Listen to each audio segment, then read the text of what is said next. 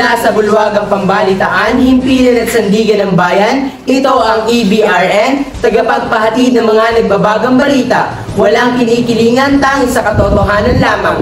Ito ang EBRN, keeping you informed with insight. Magandang araw, Pilipinas! Ako ang inyong kaibigan, Marvin Sanchez. At ako naman ang inyong kaagapay, Alkin Lingon. At nandito kami ngayon upang maghatid ng mga napapanahon at pinag-uusapang balita.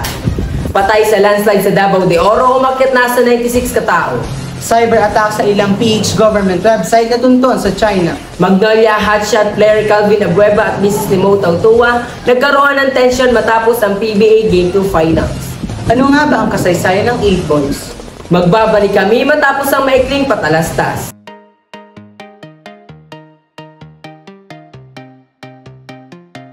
Your ATM students should be our own brand of music.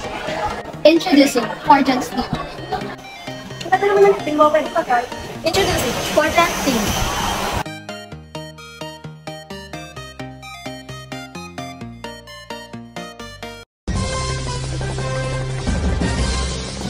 Nagbabalik na ang EBRN, keeping you informed with insight. Patay sa landslide sa Davao de Oro, umakyat na sa 96 katao. Ibabalita yan sa atin ni Christine Saporna. Christine, ibalita mo.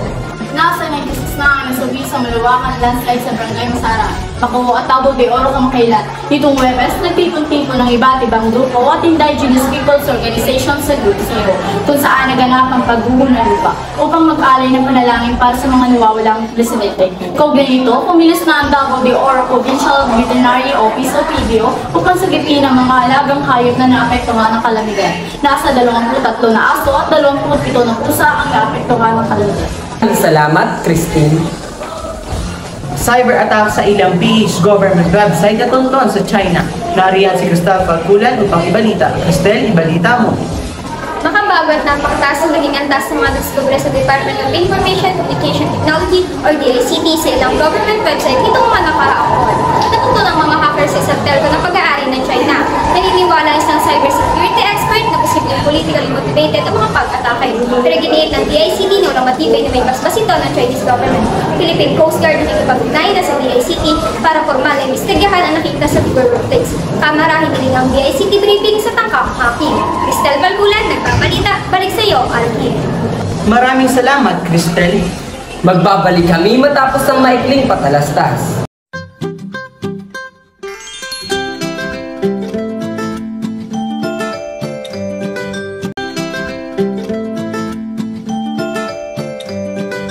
Marshmallow also sweet, a treat that just can't begin. Toast it, roast it, make it yours. With marshmallows, happiness source. Nagbabalik na ang EBRN, keeping you informed with insight. Para naman sa balitang sport, Magnolia hotshot player Calvin Abueva at Mrs. Limo Tautua nagkaroon ng tension matapos ang PBA Game 2 Finals. Nariyan si Al Francis Cabanig upang ibalita. Al Francis, ibalita mo. Nagkasigawan ng Magnolia hotshot forward si Calvin Abueva at ang Miss Limo Tautua na si Aida Tautua sa hallway na mawari na. Nangyari ang tensyon matapos ang Game 2 Finals sa San Miguel at Magnolia sa PBA Commissioner's Cup nitong linggo ng gabi. Nagwagi ang pagkunahan ng Tautua na San Miguel sa score na 109-85 laban sa kapunahan ni Calvin ng Magnolia. Ay sa asawa ni Tautua na si Aida ang initiahan at tinawanan siya ni Abueva sa hallway. Pero gate naman ni Abueva na hindi niya yung ginawa. Dagdag pa nito, hinihintay lamang niya ang kanyang asawa nang dumating ito. Depensa rin ng asawa ni Abueva na hindi dapat basusin ang kagaya nilang mga asawa, mga player. Kasama naman sa umawat ang ibang opisyal ng San Miguel, pati na rin ang head coach nito na si Leo Austria. Al Francis dito balik para sa Balitang Sport. Balik sa iyo, Marvin. Maraming salamat, Al Francis. Para naman sa ating kaunting kaalaman, nariyan si Mika Milyabi upang ibahagi sa atin ang kasaysayan ng 8 ball.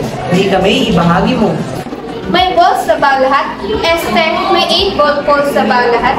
Ano nga ba ang kasaysayan ng larong ito at paano ito laruin? Yan ang tanong na sasagutin natin ngayong araw. Nagsimula ang bilyar bilang isang larong damuhan noong ika-15 siglo sa Hilagang Europa. Mula noon ay umunlad ito sa kasalukuyang estilo ng mga billboard or pool table at mga panuntunan. Ang 8-ball pool na kilala rin bilang 8-ball, ito ay isang popular na larong may kinalaman sa mga ball at cue stick. Ang 8-ball pool ay naging isa sa mga pinakapopular na larong cue sa buong mundo. Ito ay karaniwang nilalaro sa mga billiard hall, bar at iba pang pasyalan. Mula pa noong kalagitnaan ng ika-20 siglo, ang 8-ball pool ay naging bahagi ng iba't ibang mga torneo at kompetisyon. Mula sa lokal na laro hanggang sa mga pandaigdigang paligsahan. Mayroong iba't ibang version ng larong 8-ball pool depende sa lokasyon at kultura. Ang ilan sa mga ito ay bar pool, pub pool, at iba pa na may mga kaunting pagkakaiba sa mga patakaran ng laro. Sa mga nagdaang taon, maraming pananaliksik ang isinagawa upang maunawaan ang estratehiya at teknik sa larong 8-ball pool. Ito ay naglalayong mapabuti ang kakayahan sa mga manlalaro sa laro. Sa pag-usbong ng teknolohiyang digital, ang 8-ball pool ay naging popular bilang isang online at mobile na laro. Maraming aplikasyon at platform ang nag-aalok ng paglalaro ng 8-ball pool laban sa iba't ibang manlalaro mula sa iba't ibang panig ng mundo. O ngayon, alam mo na. Yan lamang ang impormasyon na mabibigay namin sa iyo ngayong araw. Hanggang sa muli, ako nga pala si Nika Meafyabe. Balik sa iyo, Marvin. Maraming salamat, Nika. At yan ang mga tampok na balita ngayong araw.